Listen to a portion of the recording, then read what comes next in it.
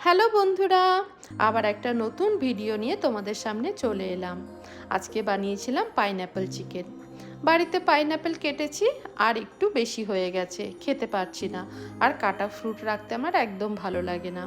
কি করব ভাবতে ভাবতে হঠাৎ মাথায় এলো পাইনঅ্যাপেল চিকেন বানিয়ে নিই। বাড়িতে বোনলেস চিকেনও ছিল না, তাতে কি হয়েছে, উইথ বোন চিকেনই ইউজ করে নিলাম। চাইনিজ রেসিপিতে মাংসটা একটু ম্যারিনেট করে নিতেই হয়, তোমরা সবাই জানো। আর বাড়িতে তো সবাই চাইনিজ বানিয়েই থাকো, তাই ইনগ্রেডিয়েন্টসগুলো আমি আর বললাম না, নিচে ইনস্ট্রাকশনটা দেওয়া আছে, সেই হিসেবে ম্যারিনেট করে নেবে। এবার আমি এগুলো সস দিয়ে, লবণ আর গোলমরিচের গুঁড়ো দিয়ে একটু মেখে নিয়ে এবার এর মধ্যে আমি দিয়ে দেবো কর্নস্টার্চ, অল পারপাস ফ্লাওয়ার আর ডিম। অল পারপাস ফ্লাওয়ারের বদলে ময়দাও দেওয়া যেতে পারে। ডিমটা ভাঙার পরে দেখি এটা ডবল কুসুমের ডিম। দারুণ মজা। আমার এখনো মনে আছে, ছোটবেলায় এই ডাবল কুসুমের ডিম আলাদাভাবে বিক্রি হতো, অন্য ডিমের তুলনায় একটু বেশি দামেই।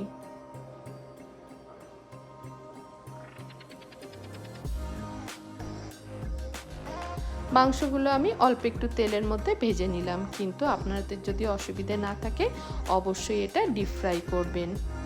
ইউএসএতে ট্রিটমেন্টের খরচা ভীষণ বেশি, সবাই ভীষণ হেলথ কনসিয়াস। অন্য কিছু তো খাওয়ার কমাতে পারি না, তাই মনে হয় তেলটা যতখানি কম খাওয়া যায়।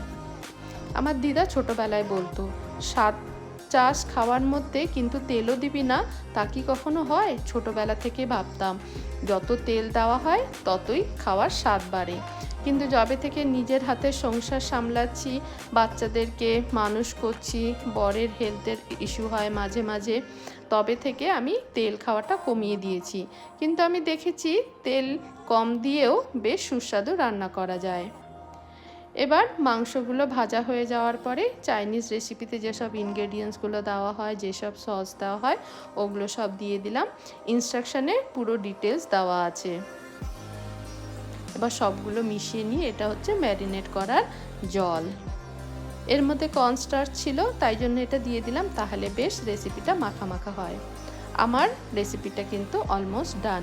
এবার পাইনঅ্যাপেলগুলো দিয়ে দিলাম। পাইনঅ্যাপেল দেওয়ার পরে বেশি ভাজবো না, আর যেহেতু একটা চাইনিজ রেসিপি তাই জন্য একটু মিষ্টি মিষ্টি হয়, মিষ্টির জন্য আমি দিয়ে দিলাম অর্গ্যানিক হানি। আপনারা যদি চান এখানে সুগারও দিয়ে দিতে পারেন। আমার রেসিপি কিন্তু ডান, খেতে বেশ ভালো হয়েছিল আর কত সহজেই তৈরি হয়ে গেল। রেসিপিটা বাড়িতে একবার অবশ্যই বানাবেন আর আমাকে জানাবেন কেমন লাগলো। Thank you for watching. Tata.